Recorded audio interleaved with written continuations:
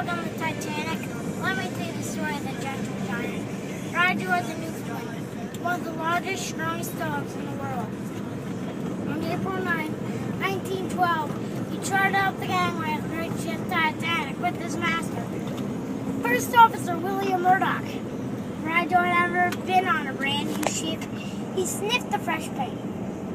He stared at the huge funnels. He jogged on decks as wide as 4-lane highways.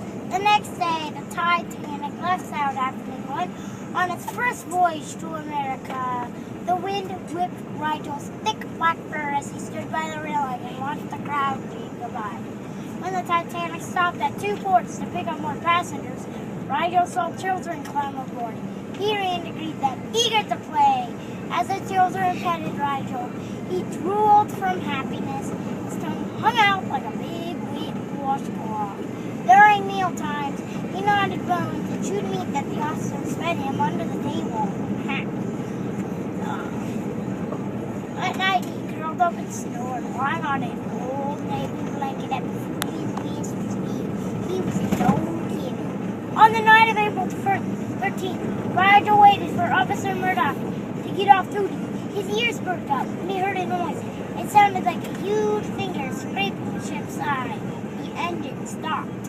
When nothing else seemed to happen, Rigel dozed. Much later, he awoke as water flooded through the hallway. He rushed onto the deck, looking for his master. He heard an officer say, "Women and children only!" Rigel was alarmed to see the officer with a small boat by the ensign's side. The floor tilted sharply. Rigel skidded as water swooshed this way and that, flooding the deck. Suddenly, crack! The ship broke in half and the stern rose high above the water. Boom! There was a thunderous roar as furniture and equipment fell into the sea. Rigel was scared as he swam away. Ice-cold water swirled around him. He heard people cry for help. "Where is my master?" he wondered. Rigel grabbed a little girl's arm and pulled her to a lifeboat. After saving several more people, he swam a long time searching for Officer Murdoch. Around him, the lifeboats floated in the chilly, dark night. About 3:30 a.m., 2 lights appeared on the horizon.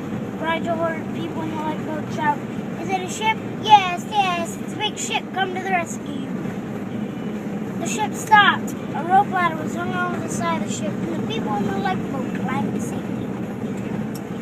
One lifeboat floated near the bow, dangerously close to the ship. No one on the ship knew that they were there. The passengers in the lifeboat were tired and cold. "Help!" they cried, but no one heard. Rigel went into action. "Woof, woof," he barked. "Woof, woof, woof. It sounds like a dog," said Captain Roston. He and another officer rushed to the front of the ship and looked down. "There's a lifeboat down there. Hurry! Rescue equipment needed," he yelled. The lifeboat was rowed to the rope ladder. The children and Rigel were lifted to the deck in mailbags. Then the women and men climbed aboard.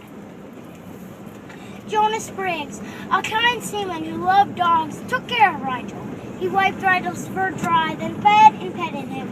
Rigel felt sad because Officer Murdoch was gone.